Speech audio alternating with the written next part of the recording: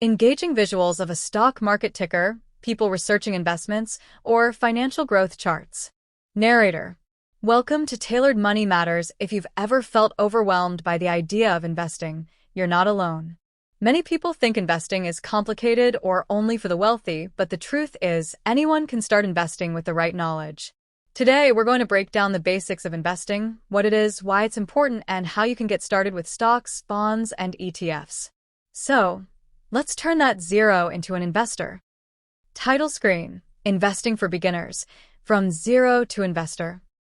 Section 1. What is investing? Narrator. Let's start with the basics. What is investing? Simply put, investing is putting your money to work so it can grow over time. Instead of leaving your money in a savings account where it earns minimal interest, investing allows you to buy assets, like stocks, bonds, or funds, that can increase in value and generate income. Visual example: show money in a savings account growing very slowly, then show money invested in stocks growing over time. Narrator. Why invest? Because inflation, currently around 3 to 4% per year, eats away at your money's value over time. Investing helps you grow your wealth and outpace inflation. Section 2. Setting goals and understanding risk. Narrator. Before diving into the world of investments, you need to know two things: your financial goals and your risk tolerance. Are you saving for a home, retirement, or a child's education? Short-term goals require less risky investments, while long-term goals can tolerate more risk because they have time to recover from market fluctuations. Visual example: a scale with low risk on one side and high risk on the other, with examples of investments in each category. Narrator. Remember, higher risk can lead to higher rewards, but it also comes with greater potential for losses. Choose investments that align with your goals and comfort level. Section 3. Types of investments. Narrator. Now that we've covered the basics, let's dive into three popular investment types: stocks, bonds, and ETFs. Each has its own pros and cons, so let's break it down. A. Stocks. Ownership in a company. Narrator. Stocks represent shares of a company. When you buy a stock, you're essentially buying a small piece of that company. If the company does well, the stock price usually goes up, and you can make money by selling it at a higher price. Some companies also pay dividends, which are regular cash payouts to shareholders. Visual example: show a chart of a company's stock price rising over time and a cash dividend being deposited. Pros. Stocks have high growth potential, especially over the long term. They're easy to buy and sell through brokerage accounts. Cons. Stocks can be volatile, meaning their prices can rise or fall quickly. There's no guarantee of returns, and you could lose your entire investment if the company fails. Narrator. To reduce risk, consider diversifying, buying stocks from different industries and regions. That way, if one stock underperforms, others may offset the losses. B. Bonds. Loans to governments or companies. Narrator. Bonds are essentially loans you give to governments or companies. In return, they promise to pay you back with interest over time. Think of bonds as a safer, more predictable investment compared to stocks. Visual example: show a government bond being issued and interest payments being received. Pros. Bonds are less volatile than stocks and provide a steady income. They're great for conservative investors or those nearing retirement. Cons. Bonds typically offer lower returns than stocks. They're not completely risk-free. If the issuer defaults, you could lose your investment. Narrator.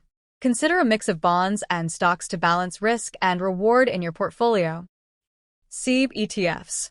A basket of investments. Narrator. Next, we have ETFs, or exchange-traded funds.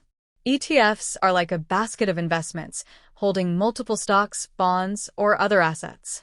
They're designed to track the performance of an index, like the S&P 500. Visual example: show an ETF holding various stocks from different industries.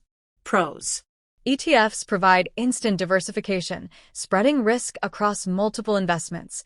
They're typically low-cost and easy to trade, just like stocks. Cons. While ETFs reduce individual stock risk, they still follow market trends and can lose value during downturns. Some ETFs have hidden fees, so always check the expense ratio.